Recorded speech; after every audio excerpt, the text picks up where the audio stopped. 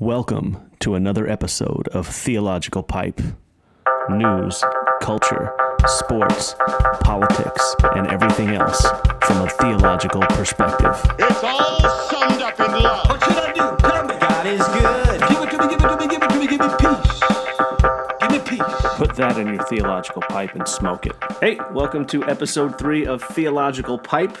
Thank you all for listening and joining in. And again, I really appreciate any of the messages you guys have sent me and comments. And keep them coming. Keep sharing it. Let's keep this going. Keep the conversation going. And hopefully, again, just have a different way to look at things. And I'll eventually get to where I want to get today. To give you something to think about, to put in your theological pipe and smoke it and chew on and that kind of stuff and wrestle with.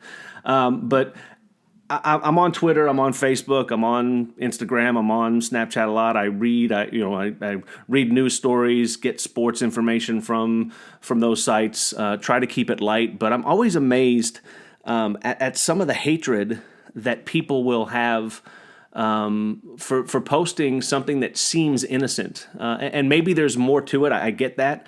But Terry Crews, I don't know if you know who he is. He's huge as far as muscular African-American guy. He's on Brooklyn Nine-Nine. He's been in commercials and movies.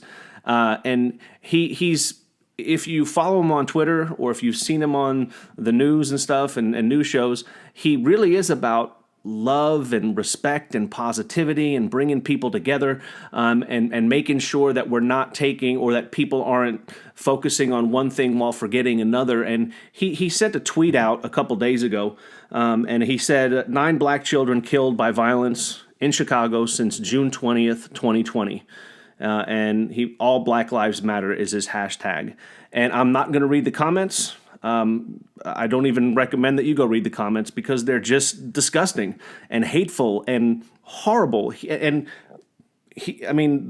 9 kids killed in Chicago, and the focus is trying to attack him for bringing attention to that and saying we can do better and saying we're about love. And it really blows my mind the way that he's been attacked. Now, I know where some of it stems from is because even though the phrase Black Lives Matter, he's for it, he also is against the organization. And I'll talk about that here, touch on that in a second. And he had talked about this, I think, on one of the news shows. He was saying he wants to make sure that as we pursue, go after and affirm that Black Lives Matter, that people don't misconstrue it to mean Black lives are better. Because he doesn't want people to have the attitude of, well, being black makes you better than someone. That he kind of makes the case that if that's where you're going with this, you're no better than the white supremacists that you were fighting against or that we're trying to get rid of. And so he's like I said, he's very positive and loving, and people attack him and call him just the worst names.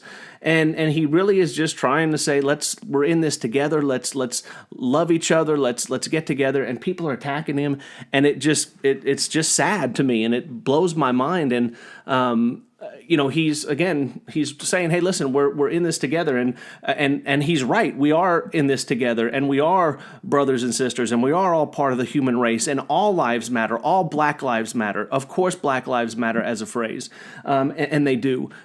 He has a problem with Black Lives Matter, the organization, and you may or may not know this, and you could go on the website and look up the Black Lives Matter organization and see what some of their beliefs are, and he has a problem with them, and from the website, the Black Lives Matter, the founders, there's 3 founders, they make no apologies, and they don't try to hide the fact that they're Marxists. And again, look into Marxism, and if that's your cup of tea, that's fine, but Marxism has a pretty shady history, and these people are Marxists. They want to, defund and abolish the police. They want to dismantle the traditional nuclear family. And this is all on their website. This is not some conspiracy thing that's hidden somewhere that someone made up that they said. It's on their website. Terry Crews is against that. He speaks on it, but again, he affirms that Black Lives Matter. of course Black Lives Matter, but it's the making sure that people understand what the difference between the phrase and the organization. And I think that's probably that's a huge reason why he gets such hatred from people. But if he just says, hey, let's love everybody, if you're going to hate on that statement, that's really just not good. And I think he, again, from a theological perspective, I think he really is more about, hey, we're all created in the image of God. If there is a higher power, if there is a supreme being, the Christian God that I believe in, we're all created in His image, and that means everybody, race, creed, sex, wherever, no matter height, weight, that doesn't make a difference. We're created in God's image. And that's kind of where he's at. And when he says we need to make sure that we don't allow one race to start thinking that they're better than one or better than the other, or looking down on people or showing favoritism to people, in James chapter 2 of the Bible, and again, theologically speaking, from the Christian perspective, it says to show no partiality, that we're all equal in God's eyes, that we're all the same, that He loves us all the same, and He doesn't love one color or race or group better than the others. We can talk about Jews being the chosen people, but we'll talk about that later, or maybe a different time. But we're all equal, and we shouldn't show partiality. And I think that's one of the reasons Terry Crews is getting a lot of the hatred that he gets for just trying to bring people together. And I think that's such a shame that in today's culture and the world we live in, that if you just try to bring people together and tell people to love each other regardless of who they are and what they believe in, you get hatred for it, and that's just kind of a sad place to be. So, and speaking of tweets and some of the beliefs that people have and stuff like that, you've probably heard, if you follow the news and if you're into sports at all, Drew Brees a few weeks ago, I think it was asked by a reporter if he was going to kneel for the national anthem when the NFL season started. A lot of black players and white players and people of all shapes and sizes and colors are going to kneel and protest for police brutality, or that's what they say. And again, if you want to dive deeper into this, maybe we'll talk about it again. Colin Kaepernick over the 4th of July came out with a pretty not good statement about the 4th of July, and a lot of people are like saying, hey, wait a minute, you said it wasn't about the flag, it wasn't about America, it was about police brutality. Well, now it's about America. And again, a rabbit hole I don't want to go down right now, but Drew Brees was asked by a reporter, are you going to kneel? And he basically answered, no, I'm not going to kneel. I have too much respect for the flag, proud of this country, etc. And I'm going to assume, I'll give the reporter the benefit of the doubt that he didn't do it on purpose, but, to get a soundbite that he knew would cause some controversy. But Drew Brees says, I'm not going to kneel. And for the next week, it was a controversy. Drew Brees says he's proud of America and he's not going to kneel, and he respects the flag and the military too much to kneel. And the media went and asked his teammates about it. A lot of NFL teammates were commenting on it, and that's their right. And I have no problem with people calling him out, and I have no problem with him defending it. But he didn't defend it. He apologized like 3 times. He went and apologized for what he said, which was, I'm going to stand up for the flag because I'm proud of this country. And okay, that's. It is what it is. I'm not going to get into. He could have not apologized, or he could have apologized and still defended what he said. But 3 times he had to come out with a statement apologizing, and the media was all over teammates and other players talking about what Drew Brees had said. Fast forward a few weeks to yesterday. Was it today? It was yesterday. Desean Jackson, a Philadelphia Eagle player, sends out an Instagram post. And in it, he is blatantly anti-Semitic, anti-Jewish, and he puts a picture which has a quote from Adolf Hitler talking about the Jews and World War III. And so he's quoting Adolf Hitler. Now, the quote was misattributed to Hitler, but Jackson didn't know this. So Desean Jackson, anti-Semitic tweets a quote from Adolf Hitler, or so he thinks, and there's silence from the media. There's silence from any NFL player. Drew Brees says, hey, I'm not kneeling for the flag. I like America. It was instantaneous. The media and players and commentators and everyone, we're going to jump on this. Desean Jackson quotes Adolf Hitler. Hitler, not Joe down the street who has some strange views. Adolf Hitler, like evil personified. He quotes the guy and he didn't tweet it. He put it on Instagram. And there's basically dead silence from everybody. No reporters going to ask him about it. No reporters going to ask teammates about it. Hey, you have a teammate that's anti-Semitic and quoting Hitler. What do you think about it? They didn't do that. Now, to Desean's credit, he came out and apologized. And I like apologies, and so more power to him. I am not part of that cancel culture that thinks he should be fired or he should be. The team can do what they want. I hope his apology is sincere. I hope he's learned his mistakes. But just the different reaction between a guy that apologized for saying he's proud of the country and he's gonna stand up for the pledge for the anthem for the flag, to a guy who quotes Adolf Hitler and there's silence. And in fact, if you look at some of the sports shows on FS1 and ESPN and some of the guys on Twitter and different social media sites, there are people actually defending Desean Jackson quoting Adolf Hitler. And that is beyond anything I would ever imagine. Like it's crazy to me. He quotes Hitler. And there's basic silence, and no one's asking teammates. And when we finally get around to it, it's more of a defense of him being able to say that versus Drew Brees saying he's going to stand up for the flag. And I think, you take that instance, take what happens with Terry Crews just saying he wants to be positive.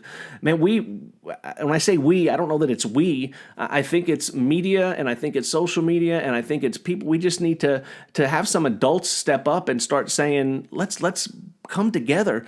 Let's not do this ridiculousness that we're doing here. And it's crazy to me. Like I don't even know where to go with it. It saddens me in both instances that one guy had to apologize because of the reaction of him saying something that I don't deem offensive.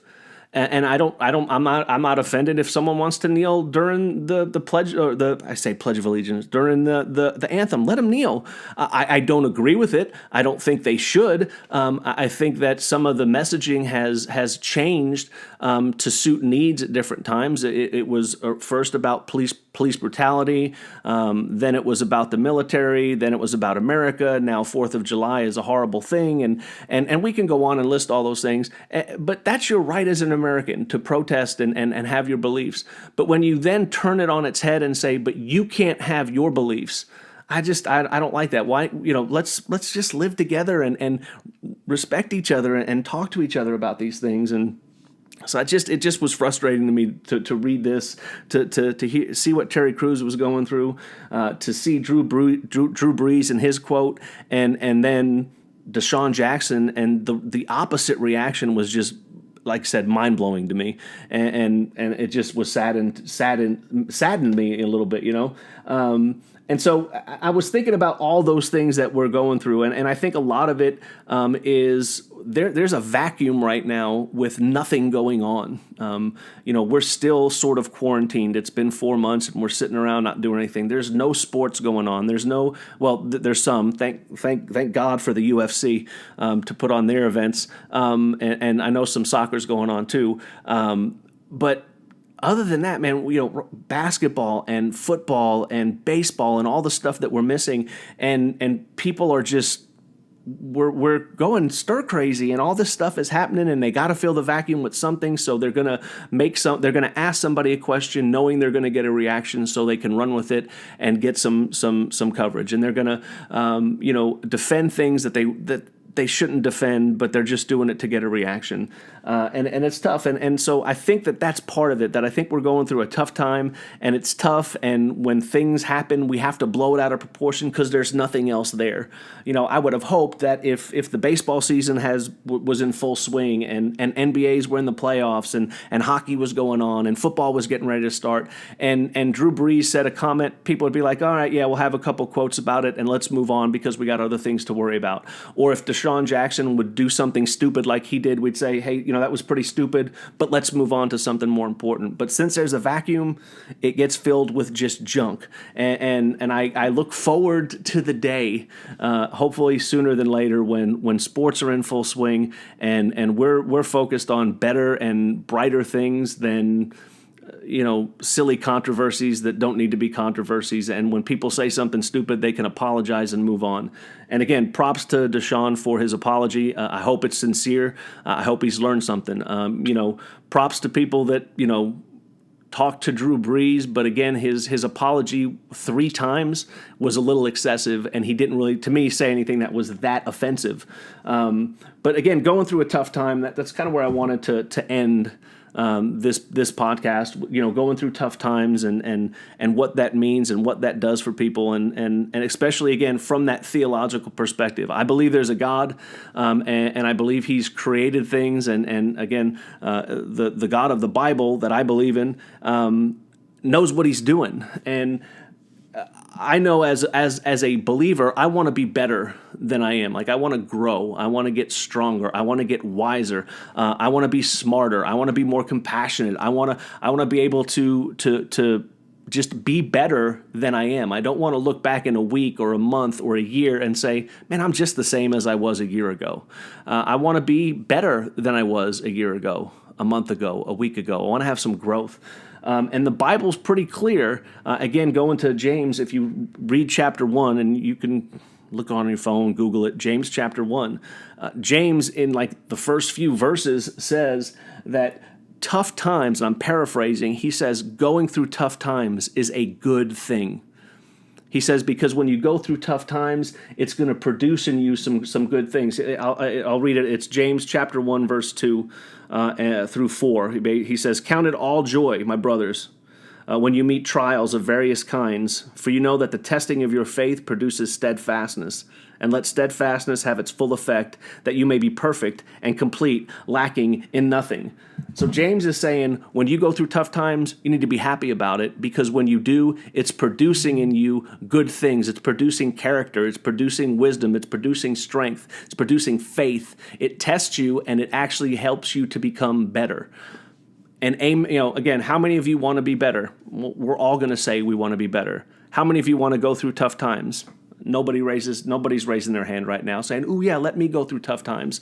But that's what the Bible, that's what God says. And I don't know if that tweet just came through. I'm sorry if there's like a beep there. It was just a message. I'm not going to go back and re-record it. That's crazy. The Bible is saying there, and again, from that perspective of God, God's saying, listen, I'm going to put you through some things. You're going to go through some things, and I'm going to use those things to strengthen you and to make you better. And so guess what we've been doing for 4 months? We've been quarantining. We've been having to deal with fear and anxiety and struggle and concerns and wondering. And we've had ups and downs, and then we've had some downs, and we've had some more downs. And then when we didn't think we could go any lower, there was more downs. And there's stuff going on Twitter, and there's stuff going on Facebook, and there's stuff going on, and there's politics, and there's viruses, and there's protests, and there's riots. And it's just, it never ends. Guess what that's producing in you if you allow it? If you use this time to understand that when we get through it on the other side, how many of us are going to be stronger, are going to be better, are going to be wiser, are going to have a greater understanding of some things, are going to have a greater appreciation for some things. And man, that's a good thing. And I've used this before at my church. I've talked to people. I said, how many of you want to be stronger? How many of you want to be wiser? How many of you want to be better? Okay, well, you're going to have to go through some tough times in order for that to happen. So how many of you are willing to pray today, God, send me through the fire? Send me through some tough times so I can be better. And I'll be honest, I don't want that. I just want like there to be a magic switch, you're better, you're stronger, you're wiser, you have more faith. In order to have those things, you have to exercise those things. You don't get stronger from sitting around doing nothing. You get stronger from being active. Your faith doesn't grow unless you have to activate your faith. And I know for me and a lot of people over the past, again, 3-4 months, people have been praying more. People, been struggling more and digging through things and driving through things and struggling through things. And I have no doubt because, again, as a believer who believes in God and believes in His Word, His Word's true. And it says that as you go through these things, it's going to produce in you steadfastness. And when you let that have its full effect, it says that you may be perfect and complete, lacking in nothing. Man, I look forward to that day when we get through this, that we're going to be lacking in nothing. So I know this is one of those things. This is a put it in your theological pipe and smoke it. James again says in chapter 1 of verse 2, he says, "Count it all joy." I want to, but I have a hard time doing that. But I'm going to say that's what I want. I want to be able to look on this time and be happy about it because I'm going through a tough time, and I know that at the end of it, I'm going to be complete. I'm going to have some steadfastness. I'm going to have some wisdom. I'm going to have some strength, and I'm going to be through it. So as we finish up, to put in your theological pipe, be happy. Be happy that we're going through this. Be happy that we're going to get out of this. And when we do, there's going to be good times. So just put that in your theological pipe and smoke it. That right now, this tough time that we're going through, all the stuff that we're dealing with, it's going to produce something in us that's going to be good. And that's good news, to be honest with you. So put that in your theological pipe and smoke it. And again, don't forget, be nice. Be nice to people. There's a sign at work a couple people have in their office. It says, a lot of people are, the person that you talk to could be going through an incredible battle or incredible struggle. You don't know what people are going through. You don't know what they're dealing with. So when your first inclination is to, say something hateful on Twitter to someone because they say they like the flag, or because they say all Black lives matter and we need to be sad for these kids that died. Hopefully none of us that are listening would go off and say something horrible about that. But even something like Desean Jackson and his tweet about Hitler, again, the first reaction I have is, what an idiot. But he's going through something. He has some things he's struggling with. He's coming from someplace. And so, you know what? Maybe show him love. Be nice. Talk to him. Don't agree with. You don't have to agree with him. You don't have to affirm what he said and say, "Hey, that's great. I love Hitler too. He's a cool dude." But you can say, "Man, that's interesting. Where did you get that from?" And let's talk about it. Be nice. If we could just be nice to each other, world's going to be a better place. So, thanks again for listening. Again, I apologize if there was a ding. I'm pretty sure it came through here. My phone and my messages come through on my computer as I'm recording, but just ignore the ding. It was a ding. We'll just use the ding as we're done. I used to lead a recovery ministry, Celebrate Recovery group, and we used to take turns talking in our group, and we would answer questions, and each person would talk, and they'd have 3 to 5 minutes to talk. And the way we knew that the person was done in our group, a buddy of mine, we said, here's what we're going to do. Everyone's going to have a chance to talk, and when they're done, they're going to say ding. They're going to ring the bell like they're done so the next person knows they can talk. So we can just pretend that ding was a ding reminding us that we're almost done. So ding. See you next time. It's got what it takes. So tell me